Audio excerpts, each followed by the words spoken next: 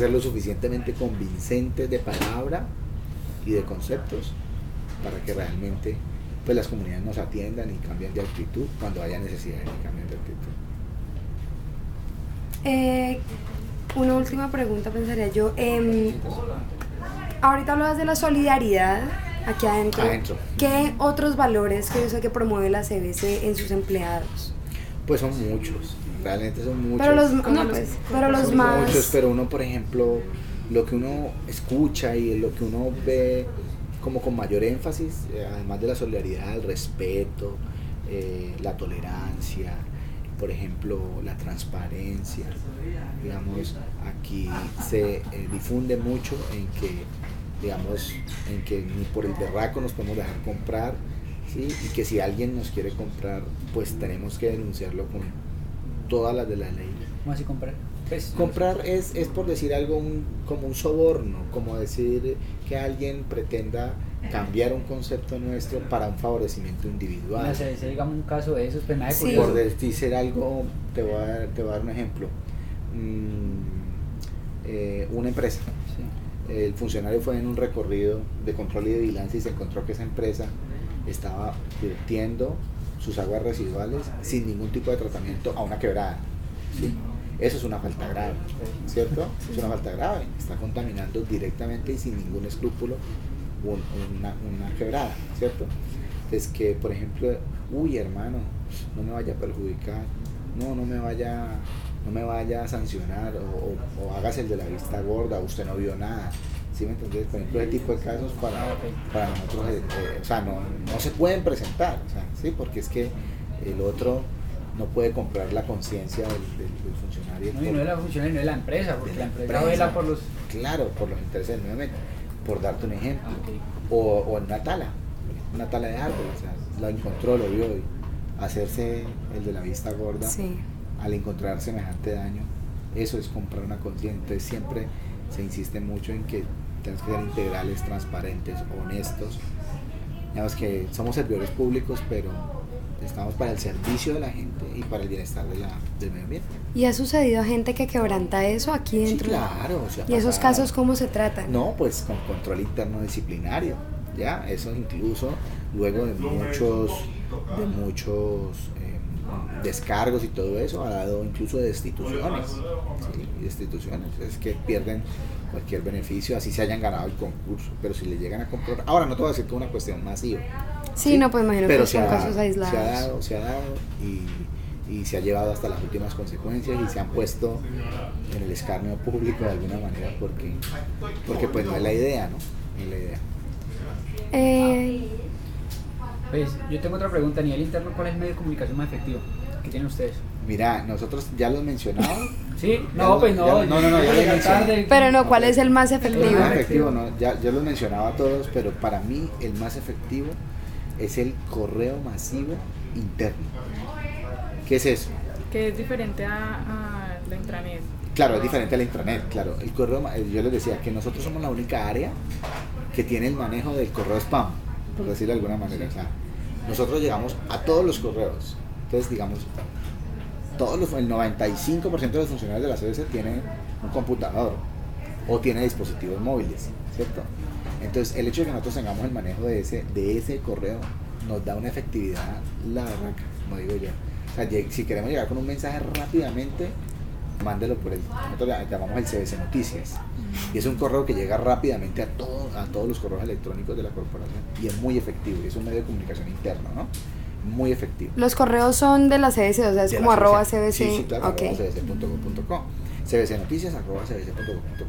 Y es un correo liviano, sencillo, institucional, que llega inmediatamente y rápidamente se da respuesta o se convoca o se informa algo de manera rápida. ¿Y por qué se lee ese correo? O sea, ¿por qué un funcionario abriría y de una... Ay, cabrón. Porque se utiliza para comunicaciones, digamos, de última hora, para pronunciamientos importantes, para invitaciones interesantes, ¿cierto? Entonces, digamos, no se utiliza para cualquier cosa, ¿sí? Entonces es muy, digamos que la gente sabe que si le llega un CBC Noticias es porque hay una información que es de su interés, ¿cierto? Y entonces cuando hacemos encuestas o hacemos ese tipo de cosas siempre... ¿Y es muy frecuente? ¿El correo? Sí, sale con alguna frecuencia, claro, sí, o sea, mínimo 1 al día, con algo, sí, mínimo 1 al día. Se me acaba de ocurrir otra pregunta, ¿qué beneficios da la CBC a sus empleados? Pues muchos, muchísimos.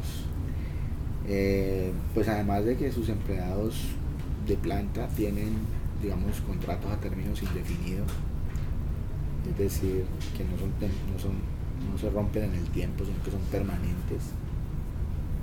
Pues hay una serie de ayudas desde el punto de vista personal y familiar. De acuerdo a desempeños, se promocionan para que estudien, ¿sí? En diferentes niveles de la educación, así sean cursos, diplomados o maestrías, doctorados, en fin, y la entidad aporta gran parte de esos estudios. Eso por un lado. Segundo, digamos, económicamente, pues son salarios, digamos, que están al nivel, digamos, de los profesionales o de otras entidades del Estado o privadas. Entonces, eso también es un incentivo para sus empleados. Hay, por ejemplo, beneficios de prima técnica para los del nivel directivo, que es un sobresueldo de alguna manera. Prima de antigüedad para todos sus empleados, ¿sí? Que ese es el económico también. Y una serie de cursos para sus familias, en artes, en cultura, en deporte. Hay unas instalaciones auxiliares, o sea, un club con todas las de la ley para sus empleados, piscina, canchas, escenarios deportivos. ¿Hacen fiesta a fin de mes? Sí, de año, sí, claro, donde se hace la reunión de fin de año de integración de toda la entidad. La organización también, o sea, la CBC hace integración de sus empleados. Claro, sí, mínimo 1 al año, mínimo. Promueve, por ejemplo, el mejor equipo de trabajo y los promueve económicamente. O sea, hay un incentivo para quienes se unan y presenten experiencias exitosas y se ganan un tributo por eso. O sea, hay muchas cosas positivas para sus empleados, aunque dicen que antes daban más. Y yo pues la verdad no conocí nada de eso. Claro, porque antes esta entidad era responsable de la generación eléctrica de todo el suroccidente. Y a partir de la ley 99 cambió solamente al ejercicio de autoridad ambiental. Entonces seguramente era una empresa más bollante antes, ¿no? Porque era pues, ¿quién no tiene que ver con la energía? Pues todo el mundo pagaba sus servicios, ¿no? Entonces eso se vendió a lo que es EPSA hoy, ¿no? Entonces quedamos solamente como autoridad ambiental y accionistas obviamente de la EPSA, pues, para no perder la tradición de tantos años, de 40 años. Sí, claro. Yo tengo una pregunta, pero no sé si ya le hicieron, me dice. Tranquila. Como llegué tarde. Pues es una entidad del Estado, ¿cierto? Pero de todas maneras, por ser entidad del Estado no quiere decir que vaya directamente con el Estado, o sea, es una subdivisión, digamos, en términos jerárquicos, yo así lo veo. Sí. ¿Cómo es la relación, digamos, con ese Estado, digamos, a nivel de recursos? Ajá. ¿Y cuál era la otra pregunta? No, esa es la primera pregunta. Bueno, retomamos. No, pues ya le No la hemos hecho. Retomamos para hilar la respuesta. Digamos, nuestro padre, por decirlo de alguna manera, es el Ministerio de Ambiente, ¿cierto? Eso es a En nivel Bogotá, gobierno. A nivel central. Central. Ministerio de Ambiente y Desarrollo Sostenible. Okay. Él es el hacedor de la política ambiental del país. Entonces, las corporaciones autónomas regionales, como la CBC, que en el contexto general se conocen como las CAR, ¿sí? Las CAR, somos el brazo armado, el brazo firme del ministerio de alguna manera para la ejecución de esas políticas. O sea, en el territorio somos nosotros, ¿cierto? La autoridad ambiental. Pero, digamos, a diferencia de otras corporaciones, la entidad, por ser la primera, ya se lo había mencionado yo, y por trabajar durante 40 años en el sector eléctrico, generó unos dividendos, ¿sí? Unos dividendos que muy bien aquellos visionarios de la época supieron ubicar en el exterior, y eso le genera unos rendimientos financieros a la entidad. Entonces, con esos rendimientos financieros, la entidad opera, ¿sí? Funciona, no dependiendo del gobierno nacional, ¿cierto? Adicionalmente hay unos tributos, como la sobretasa ambiental, que todos ustedes pagan. Es el 1% del impuesto predial que viene para la CBC, ¿cierto? Eso, por supuesto, es un recurso importante que entra a la corporación. para su desempeño y su funcionamiento y los proyectos. Adicionalmente, las tasas retributivas por uso de agua también, no el acueducto como tal, sino las concesiones que se dan más que todo en el área rural y en algunas empresas de servicios públicos. Las multas y sanciones, ¿sí? Que a usted lo multaron porque hizo las cosas mal, ese dinero también entra acá. Y los recursos de cooperación internacional que logramos apalancar desde el gobierno nacional, con el apoyo del gobierno nacional y con otras entidades. Digamos, todas esas fuentes de financiación entran aquí a soportarnos a nosotros somos 650 empleados en todo el departamento y aproximadamente unos 150 contratistas para unas 800 personas que operan en las 8 direcciones ambientales regionales, incluida la sede central. Entonces no dependemos, o sea, ministerio nosotros no, que tome para que funcione, no, realmente no, porque pues ojalá, pero no llega, ¿sí? No llega. Pero y listo, y a nivel de Cali, a nivel local, ¿cómo son las relaciones? Pues bueno, según la ley, nosotros dependemos, nuestra función constitucional sí. Está en la ley 99 de 1993. O sea, ahí está, usted lee la ley 99, ahí están 33 funciones de las corporaciones autónomas regionales, con su estructura y con todo, sus objetivos y metas. ¿Listo? Entonces, esa ley 99 también dice que en las ciudades donde existan más de 1 millón de habitantes, deberán existir departamentos administrativos de gestión del medio ambiente. O sea, que aparece el DAGMA, ¿sí? Para el caso de Cali, en el área urbana, opera el DAGMA. ¿Es el que no deja usar el estadio del Cali? No, fuimos nosotros. Fueron ustedes. Fuimos nosotros. No, mentira, estamos molestando.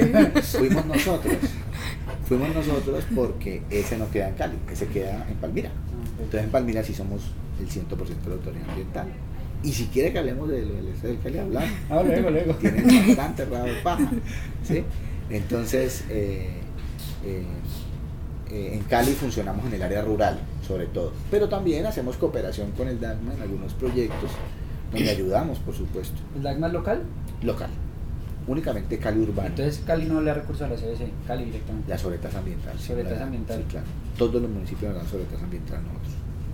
Es más, para el caso de Cali, que es el área más poblada, Cali nos entrega la sobretasa ambiental, que es el porcentaje de sobretasa ambiental más grande de todo el Valle del Cauca, pues donde hay 2,5 millones de habitantes.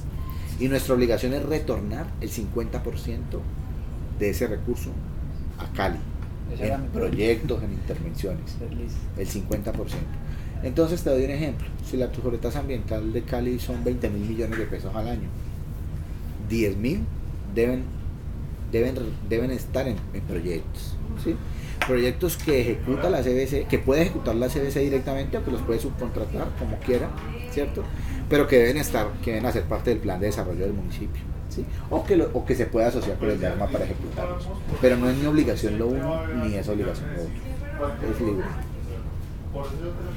¿Algo más? Pues no, pues yo me imagino que ya hablaron, eso es una organización vertical, ¿sí? Todo vertical, por supuesto. La toma de decisiones de arriba y va para abajo. bajando, correcto. Esa es la comunicación. Y aquí en comunicaciones también, en la oficina de comunicaciones también es así. También es así, claro. También es así. Yo creo que ahí está. Donde es una administración por procesos, ¿no? Digamos, el modelo de administración de la corporación es por procesos, y hacer una administración por procesos, pues lo que se busca es disminuir las jerarquías, ¿cierto? Sí. Y que la información y las decisiones fluyan un poco más rápido y haya integralidad entre las diferentes áreas, ¿sí? Por eso les hablaba yo de que nosotros, por ejemplo, pese a no hacer comunicaciones, no ser un área misional, porque la misión de la CS no es hacer comunicación, la misión de la CS es administrar los recursos naturales, ¿cierto? Entonces sí somos un proceso transversal a toda la organización, o sea, nos relacionamos con los técnicos operativos de campo, como con el director general, como con los profesionales.